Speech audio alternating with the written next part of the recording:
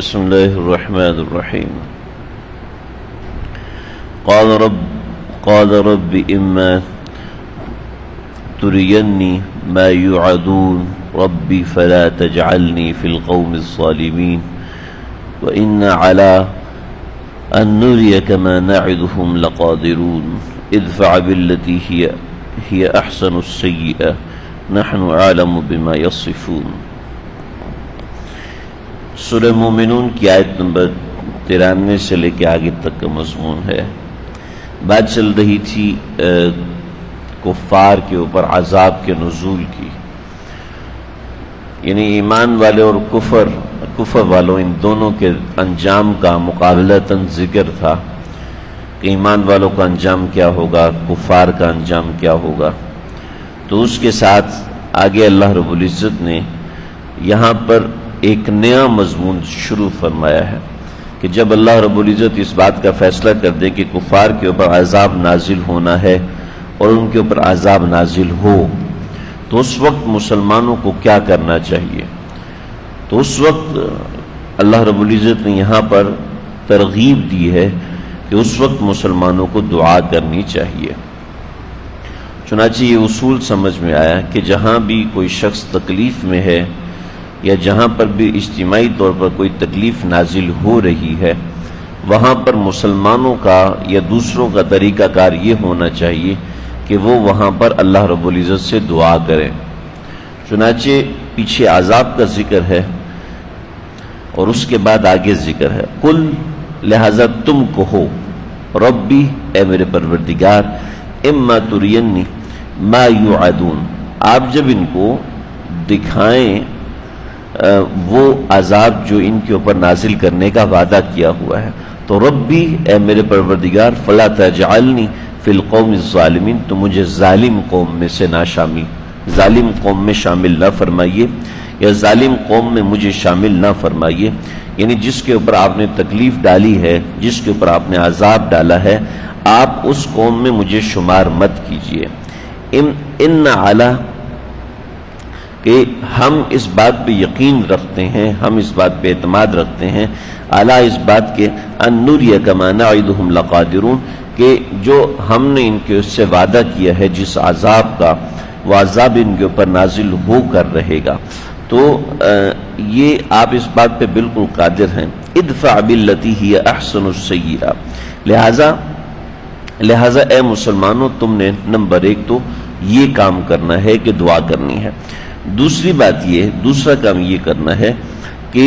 جو یہ برائی کرتے ہیں اس برائی کا بدلہ تم لوگوں نے اچھائی سے دینا ہے. نحن عالم بما یصفون، اور ہم جانتے ہیں کہ یہ لوگ کیا کیا صفتیں کر رہے ہوتے ہیں، یہ کیا کیا باتیں کر رہے ہوتے ہیں، لہٰذا ان کی باتوں میں مت آئیں. چنانچہ کفار مختلف طرز کے ہیلے کرتے ہیں، مختلف طرز کے بہانے اس طریقے سے کرتے ہیں کہ سامنے والے کو اشکال میں ڈال دیا جائے. یعنی مسلمان اگر اپنے عقیدے پر قائم و ڈٹا ہوا ہے تو کوئی ایسا کام کیا جائے جس کی وجہ سے وہ لوگ اشکال میں چلے جائیں یا وہ لوگ سیدھے رستے سے ہٹ کر غلط رستے کی طرف چلنا شروع کر دیں. چنانچہ مسلمان کا کام ہے دوسرے کی ہدایت کے لیے محنت کرتے رہنا، اور کافر عام طور پہ یہ کرتا ہے کہ مسلمان کو ہدایت سے ہٹانے کے لیے مختلف طرز کے ہیلے اور بہانے کرتا رہتا ہے. چنانچہ اس وقت کفار بہت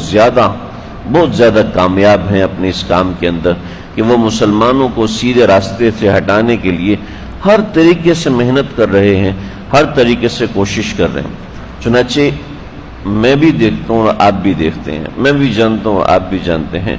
کہ ہمارے بچے جو نصاب پڑھ رہے ہیں وہ نصاب مسلمانوں کا بنایا ہوا نہیں ہے. ہمارے بچے جو جیومیٹری باکس استعمال کرتے ہیں اس کو کفار ڈیزائن کر رہے ہیں. ہمارے بچے جو کاپیاں استعمال کرتے ہیں ان کو بھی کفار ہی ڈیزائن کر رہے ہیں. ہمارے بچے بیگز جو استعمال کر رہے ہیں وہ بھی کفار ڈیزائن کر، وہ فیصلہ کرتے ہیں کہ کون سے کارٹون کا بیگ میرے بچے نے پہننا ہے، وہ فیصلہ کرتے ہیں کہ کون سے کلر کے جیومیٹری باکس میرے بچے نے استعمال کرنا ہے. چنانچہ وہ اپنی پلاننگ میں اس قدر کامیاب ہیں اور ہم اپنا پیغام پہنچانے میں، یعنی ہم اپنا دین پہنچانے میں اور ہم اپنی شریعت پہنچانے میں کس قدر کامیاب ہیں وہ آپ کے سامنے ہی ہے کہ مسلمان اس معاملے میں بالکل ناکام ہو چکے ہیں۔ تو ادفع باللتی ہی احسن السیئہ نحن عالم بما یصفون، یہ لوگ جو محنتیں کر رہے ہیں وہ ہم جانتے ہیں، چنانچہ ساری دنیا کے سامنے ان کی یہ محنتیں ہیں، لیکن مسلمان پتہ نہیں کیوں بیدار نہیں ہے سب کچھ سمجھنے جاننے کے باوجود۔ چنانچہ تمہیں اور بھی سکھاتا ہوں، لہٰذا جب ان کے ہیلے اور بہانے اور مکر تمہارے سامنے آئیں ان سے بچنا تو ہے، لیکن اس کے ساتھ دعا بھی کرنی ہے۔ ربی انی اور وقل، اور آپ کہیے یعنی آپ مسلمانوں تم کہو، ربی اعوذ بک من ہمزات الشیطان، اے پروردگار میں شیطان کے چکروں سے پناہ مانگتا ہوں، واعوذ بک، اور میں آپ کی پناہ میں آتا ہوں اے میرے پروردگار، ان یحضرون،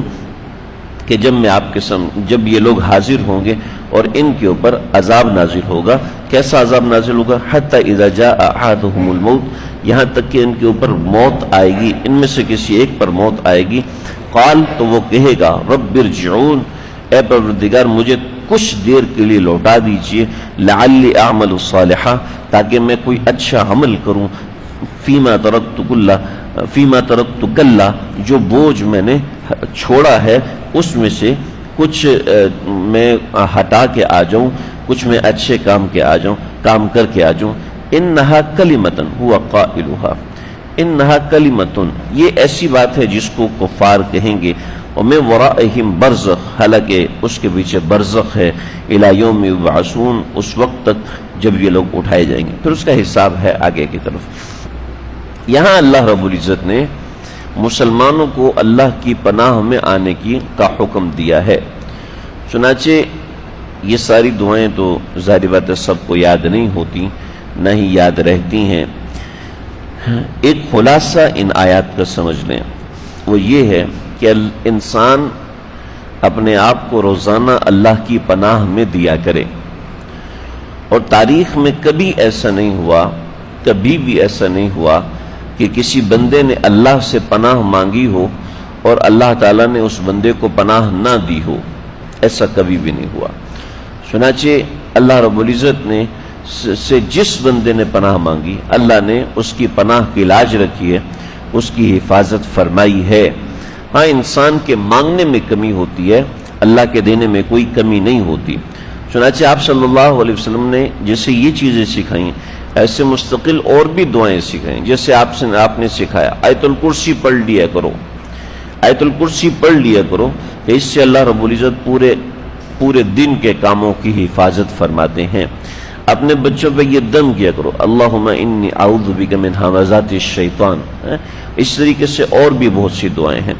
آپ صلی اللہ علیہ وسلم نے شیطان سے پناہ مانگنے کی، تکلیفوں سے پناہ مانگنے کی، بلاؤں سے پناہ مانگنے کی دعائیں اپنی امت کو سکھائی ہیں۔ ساری یاد نہیں ہوتی تو اس کا آسان طریقہ ہے کہ صبح کے وقت آیت الکرسی ایک بار پڑھ لی جائے، اور اس میں سے چند ایک دعائیں یاد کر لی جائیں، جیسے بسم اللہ الذی لا یضر مع اسمہ شیء فی الارض ولا فی السماء وہو السمیع العلیم۔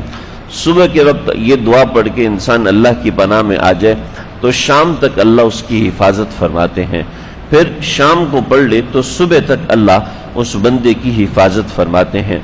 اسی طریقے سے جب بھی گناہ کا وسوسہ آتا ہے تو اس وقت اعوذ باللہ من الشیطان الرجیم پڑھے، اور یہ پڑھ کے اپنے آپ کو اللہ کی پناہ میں دے دے، اللہ رب العزت اس کی حفاظت فرما لیں گے۔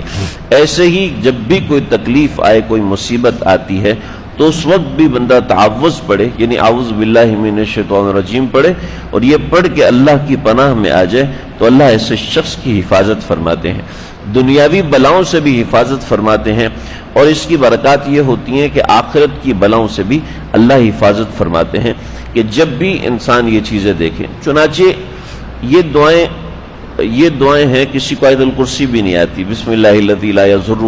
یہ والی دعا بھی نہیں آتی، چلو بالفرض اعوذ باللہ من الشیطان الرجیم بھی نہیں آتی، تو جب بھی کوئی ایسی تکلیف دیکھے، کسی کا ایکسیڈنٹ ہو گیا ہے یہ دیکھ لیا،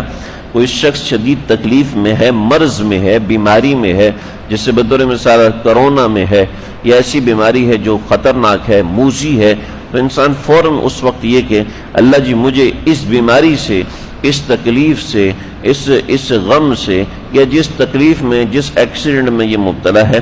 اس سے اے اللہ میں آپ کی پناہ میں آتا ہوں، آپ میری حفاظت فرمائیے۔ تو اللہ رب العزت نے یہاں جو سکھایا ہے کہ کفار کے اوپر ہمارا عذاب نازل ہو رہا ہے، تم کو یہ دعا کرنی چاہیے، جب تم یہ دعا کرو گے تو ہم تمہاری حفاظت کو آ جائیں گے۔ چنانچہ ایسا طریقہ کار اللہ نے سکھایا ہے،